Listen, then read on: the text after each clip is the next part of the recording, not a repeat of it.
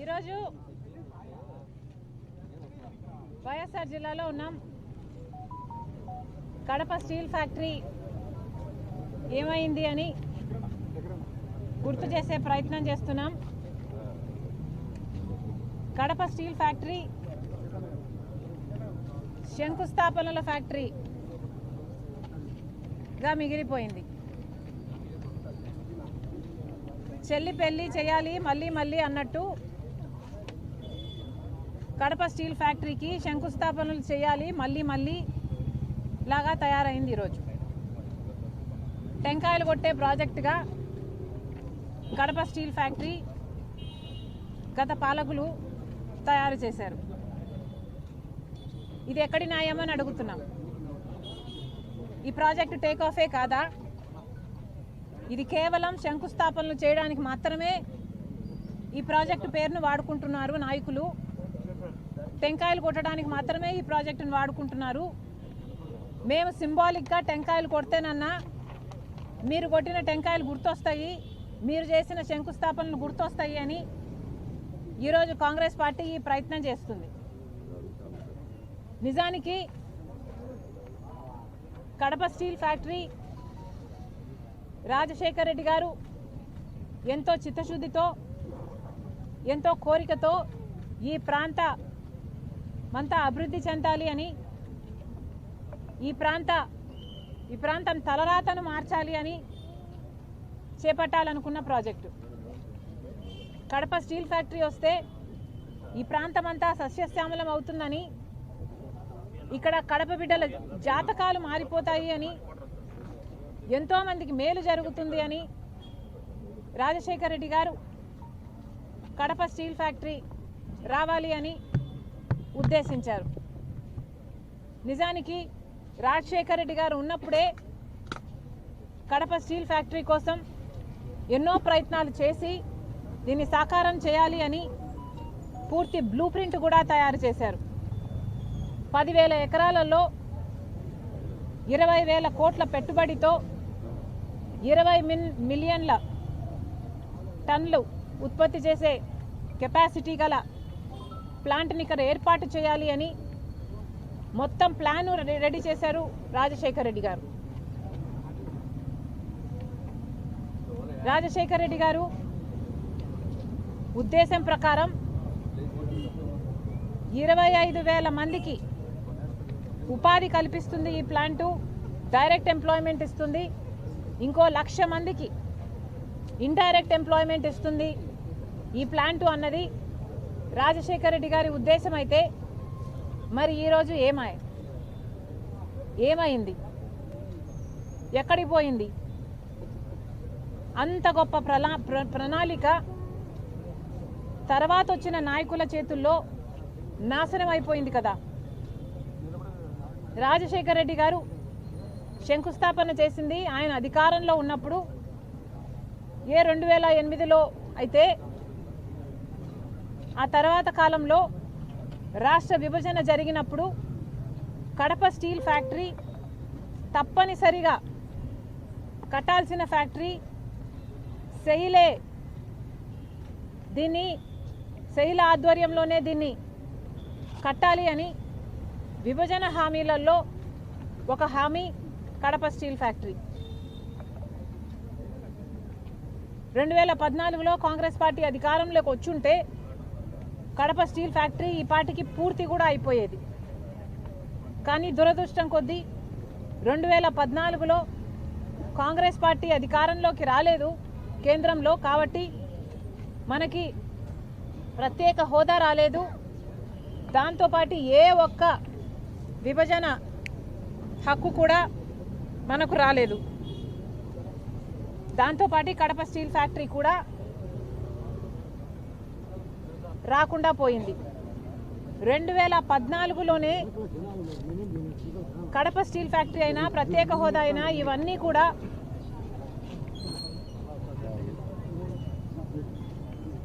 ఇవన్నీ కూడా సాకారం అవ్వాల్సి ఉంటే బీజేపీ పార్టీ పుణ్యమా అని 2014లో అధికారంలోకి వచ్చారు. అప్పటి నుంచి ఇప్పటి వరకు కూడా ఒక్కటంటే ఒక్క విభజన హామీ కూడా బీజేపీ పార్టీ ఆంధ్ర రాష్ట్రానికి నెరవేర్చలేదు. ఇది అహంకారం కాకపోతే ఏమిటి? కడప స్టీల్ ఫ్యాక్టరీ సెయిలే చేయాలి అన్నది విభజన హామీ అయితే కుదరదు అని తేల్చి చెప్పింది బీజేపీ పార్టీ. ఎంత ఆంధ్ర రాష్ట్రం అంటే ఎంత చిన్న చూపు కాకపోతే ప్రత్యేక హోదా ఇవ్వలేదు, ఒక్క విభజన హామీ నెరవేర్చలేదు, కనీసం కడప స్టీల్ ఫ్యాక్టరీ కూడా కుదరదు అని తేల్చి చెప్పింది బీజేపీ పార్టీ.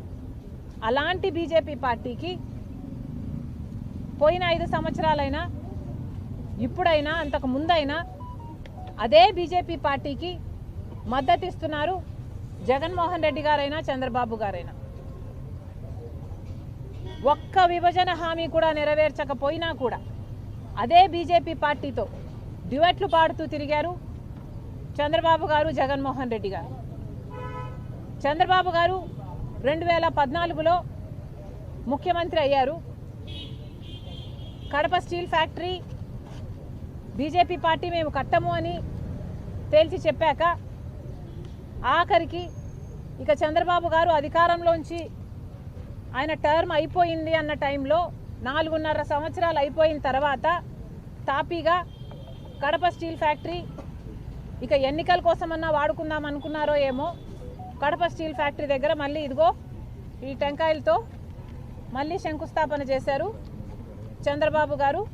రాజశేఖర్ రెడ్డి గారు చేసిన స్థలంలో కాకుండా స్థలం మార్చి చంద్రబాబు గారు మళ్ళీ టెంకాయ కొట్టి శంకుస్థాపన చేశారు.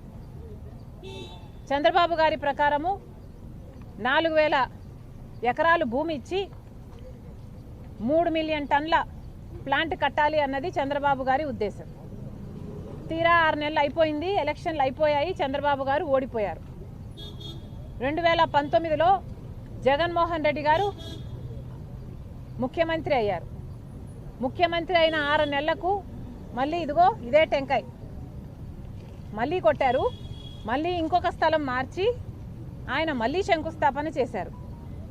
ఆ రోజు జగన్మోహన్ రెడ్డి గారు చెప్పిన మాటలు, ఎన్నికలు 6 నెలలు ఉంది అనంగా టెంకాయ కొడితే దాన్ని మోసము అంటారు, అదే అధికారంలోకి వచ్చిన 6 నెలలకే టెంకాయ కొడితే దాన్ని చిత్తశుద్ధి అంటారు అని ఆస్కర్ డైలాగులు చెప్పారు జగన్మోహన్ రెడ్డి గారు. చిత్తశుద్ధి అంటే ఏమిటో నేను 3 ఏళ్లలో చూపిస్తా, ఈ ప్లాంట్ కడతాను అని జగన్మోహన్ రెడ్డి గారు ఆ రోజు చెప్పిన మాట. దే చెమ్మల్మడుగులో నేను పుట్టాను, పుట్టిన రుణం నేను తీర్చుకుంటారు అని ఇదిగో ఇదే టెంకాయ కొట్టి జగన్మోహన్ రెడ్డి గారు శంకుస్థాపన చేసింది 2019లో.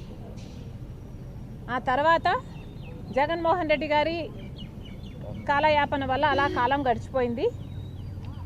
3 ఏళ్ల తర్వాత అసలు తట్టెడు మట్టి కూడా తీసి పోసింది లేదు. ఆ తర్వాత జగన్మోహన్ రెడ్డి గారు మళ్ళీ ఇదే టెంకాయ మళ్ళీ కొట్టాడు, మళ్ళీ శంకుస్థాపన చేశాడు, మళ్ళీ వేరే కంపెనీకి ప్రాజెక్ట్ ఇస్తున్నామని చెప్పాడు. అప్పుడు జగన్మోహన్ రెడ్డి గారు 3,500 ఎకరాలు ఇస్తున్నాము జిందాల్ స్టీల్, జేఎస్డబ్ల్యూ సజ్జన్ జిందాల్ గారికి, జిందాల్ స్టీల్ వాళ్ళకు ఈ ఫ్యాక్టరీని అప్పచెప్తున్నాము, 3 మిలియన్ టన్నుల ఫ్యాక్టరీని వాళ్ళు కడతారు అన్నారు. ఇదే సజ్జన్ జిందాల్ గారు ఆ రోజు చెప్పిన మాట 2019లో శంకుస్థాపన 2023లో జగన్మోహన్ రెడ్డి గారు 4వసారి ఇదే టెంకాయ కొట్టి శంకుస్థాపన చేసిన రోజున సజ్జన్ జిందాల్ గారు జగన్మోహన్ రెడ్డి గారి సంబంధం నాది అయింది ఎప్పటిదో, జగన్మోహన్ రెడ్డి గారు ఎప్పుడో చిన్నప్పుడే నా దగ్గరికి వచ్చి అప్రెంటిస్షిప్ చేద్దామనుకున్నారు అని మా బంధం ఏనాటితో అని చెప్పుకుంటూ వచ్చారు. ఆ రోజు జనాలకు ఎవరికి అర్థం కాలేదు. జగన్మోహన్ రెడ్డి గారు అధికారంలోంచి దిగిపోయిన తర్వాత వాళ్ళ బంధం గురించి జనాలకు అర్థమైంది. కాదంబరి అనే ఆవిడ సజ్జన్ జిందాలు ఆమెకు అన్యాయం చేశారని, హెరాస్ చేస్తున్నారని ఆమె బాంబేలో కేసు పెడితే దాని గురించి జగన్మోహన్ రెడ్డి గారి సహాయం తీసుకొని ఆమెను బాంబే నుంచి అరెస్ట్ చేపించి 40 మంది పోలీసులను పంపించి అరెస్ట్ చేపించి ఇక్కడికి తీసుకొచ్చి 40 రోజుల పాటు జైల్లో పెట్టారు జగన్మోహన్ రెడ్డి గారు సజ్జద్ జిందాల్ కోసం. ఇంత జరిగింది, ఇంత హిస్టరీ, ఇంత బ్యాక్గ్రౌండ్ ఉంది, ఇన్నిసార్లు టెంకాయలు కొట్టారు, ఇన్నిసార్లు శంకుస్థాపనలు చేశారు, కానీ ఎక్కడ వేసిన గొంగలి అక్కడే ఉంది. ఇప్పటి వరకు కూడా కడప స్టీల్ ఫ్యాక్టరీ ముందడుగు వేయనే లేదు. ఎందుకు అని అడుగుతున్నాం. పాలకులకు ఎందుకు ఇంత చిన్న చూపు అని అడుగుతున్నాం. ఇక్కడ ఎంపీ అవినాష్ రెడ్డి గారు, ఎంపీగా ఉండి అవినాష్ రెడ్డి గారు 10 సంవత్సరాలు ఇప్పటికే ఎంపీగా ఉన్నారు అవినాష్ రెడ్డి గారు.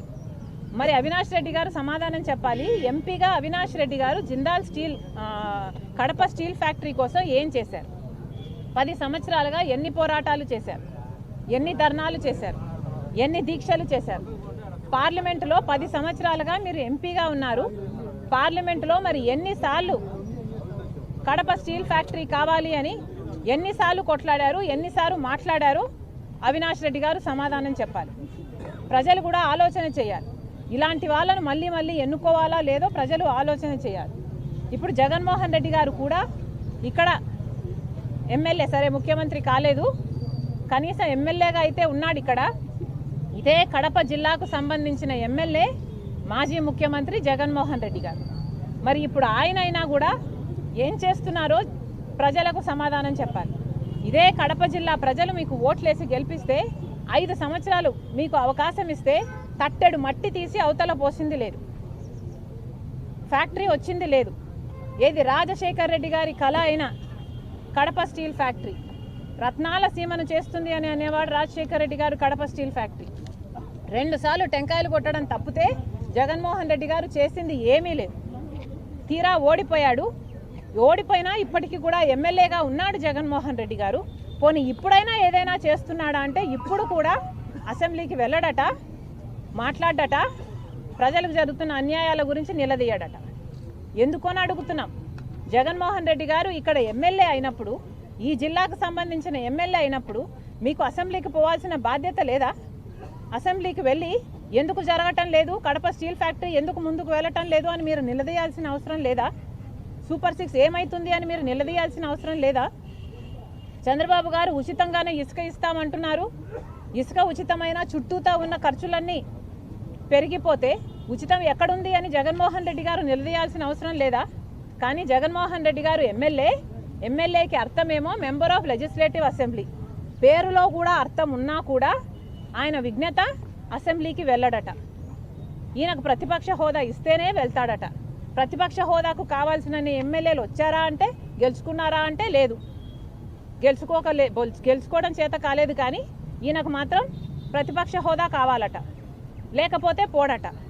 చిన్నపిల్లలు చాక్లెట్ ఇస్తేనే స్కూల్కు వెళ్తా అన్నట్టుగా ఉంది ఇక్కడ. ఇదేనా మీ విజ్ఞత? జగన్మోహన్ రెడ్డి గారైనా వైసీపీ ఎమ్మెల్యేలైనా ఆలోచించుకోవాల్సిన అవసరం ఉంది. చెప్పాల్సింది ఏమిటంటే ఎంపీ అయినా ఎమ్మెల్యే అయినా అవినాష్ రెడ్డి గారైనా జగన్మోహన్ రెడ్డి గారైనా వీళ్ళకి చిత్తశుద్ధి లేదు అని నిరూపణ అయిపోయింది. వైసీపీ పార్టీ 5 సంవత్సరాల అధికారంలో ఉండి కూడా కడప స్టీల్ ఫ్యాక్టరీ కోసం టెంకాయలు కొట్టడం తప్పితే చేసింది ఏమీ లేదు. అంతకుముందు చంద్రబాబు గారు కూడా ఒకసారి టెంకాయ కొట్టారు, చేసింది ఏమీ లేదు. అందుకనే కాంగ్రెస్ పార్టీ ఈరోజు వార్నింగ్ ఇస్తుంది. కడప స్టీల్ ఫ్యాక్టరీ ఈ ప్రాంతానికి చాలా ముఖ్యమైన ఫ్యాక్టరీ. ఈ ప్రాంత అభివృద్ధి కోసం కడప స్టీల్ ఫ్యాక్టరీ రావాల్సిందే. కాబట్టి కాంగ్రెస్ పార్టీ అల్టిమేటం ఇస్తుంది ఈరోజు ప్రభుత్వానికి. కలెక్టర్ గారు కూడా ఇదే చెప్పాము. ఈరోజు కాంగ్రెస్ పార్టీ చాలా సీరియస్గా ఉంది కడప స్టీల్ ఫ్యాక్టరీ రావాలి అన్న విషయంలో. కడప స్టీల్ ఫ్యాక్టరీ రావాలి. మీరు స్పందించకపోతే, ప్రభుత్వం తరపు నుంచి మీరు స్పందించకపోతే చంద్రబాబు గారు గమనించుకోవాలి.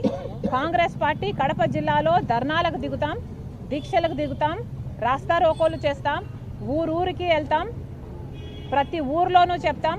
కడప స్టీల్ ఫ్యాక్టరీ గురించి ప్రజలను చైతన్యపరులను చేస్తాం, ఉద్యమిస్తాం. ఆఖరికి నిరాహార దీక్షకు, ఆమరణ నిరాహార దీక్ష కూర్చోడానికి కూడా మేము సిద్ధం.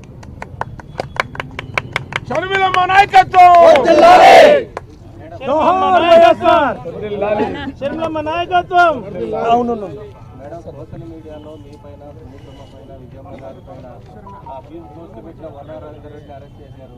ఆ వర్రా రవీంద్ర రెడ్డి కంటెంట్ ఇచ్చింది అవినాష్ రెడ్డి అని కూడా పోలీసులు ప్రాథమికంగా గుర్తించారు. పరిణామాలు ఎట్లా చూస్తారు?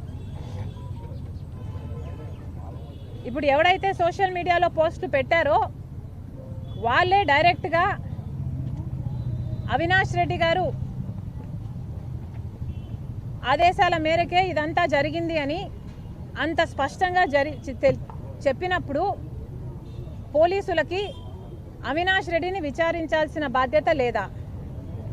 అవినాష్ రెడ్డిని ఎందుకు అదుపులోకి తీసుకోలేదు, ఎందుకు విచారణ చేయడం లేదో పోలీసులు సమాధానం చెప్పారు.